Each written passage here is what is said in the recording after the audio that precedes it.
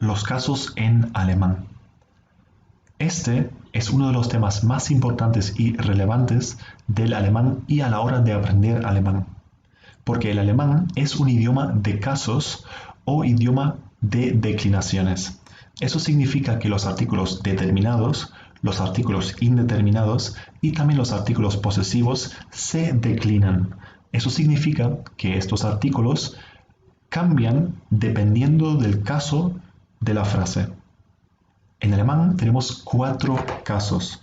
Los 4 casos serían nominativo, nominativ, acusativo, accusativ, dativo, dativ y genitivo, genitiv.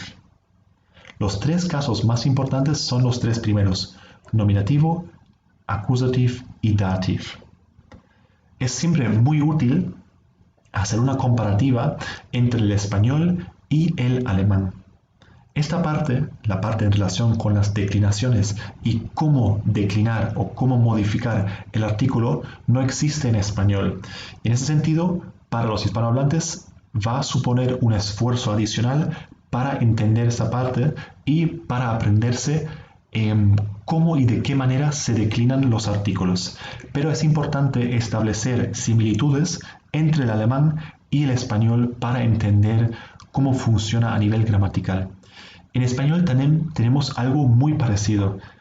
En español tenemos, por ejemplo, el sujeto de la frase, que en alemán es el nominativ. También en español tenemos el complemento directo. En alemán el complemento directo es el accusativ. Y el complemento indirecto en español sería el dativ. Por ejemplo, a modo de ejemplo, si yo tengo una frase como por ejemplo, yo tengo un coche, la persona que lleva la acción, en este caso yo, es el sujeto. Si nos hacemos la pregunta, ¿quién tiene el coche? Yo lo tengo. Ese yo sería el sujeto. En alemán sería el nominativ. Luego tendríamos el verbo tener. ¿Qué es lo que tengo? Un coche. En español sería el complemento directo. ¿Qué es lo que tengo? Un coche.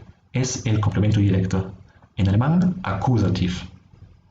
Segundo ejemplo, segunda frase.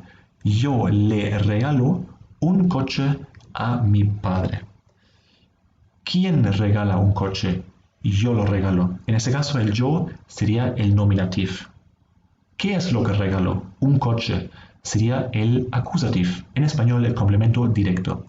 Y casi siempre la persona a la que le regalo algo, o la persona a la que le compro algo, o la persona a la que le doy algo, suele ser siempre el complemento indirecto y en alemán el dativ.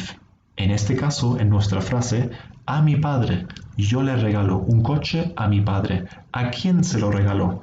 A mi padre. Sería el complemento indirecto y en alemán el dativo. Las preposiciones que rigen acusativo. Como hemos visto, en alemán existen 4 casos. En el nivel A1 trataremos los 3 primeros, nominativ, accusativ y dativ. El hecho de que una frase o una parte de la frase deba estar en nominativ, accusativ y dativ depende en primer lugar de los verbos que vayamos a usar, pero también dependen de las preposiciones que usemos en una frase determinada.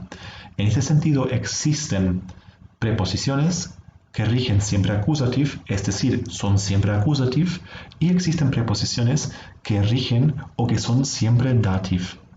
Las preposiciones que rigen siempre accusativ son las siguientes: bis, durch, für, gegen, ohne,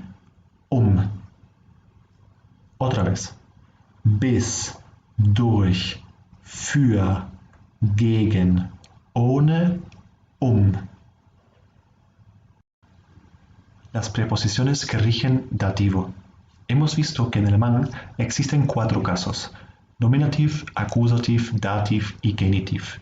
Para el nivel A1 aprenderemos y veremos lo que son los 3 primeros casos: nominativ, accusativ y dativ.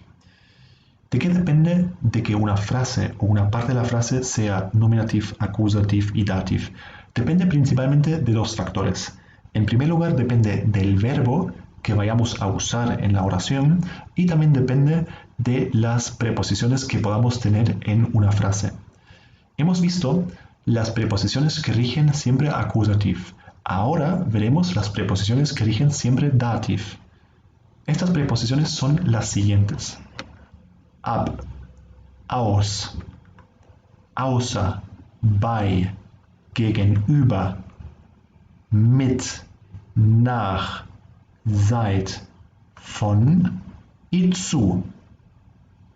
Vamos a repetirlas. Ab, aus, außer, bei, gegenüber, mit, nach, seit, von y zu.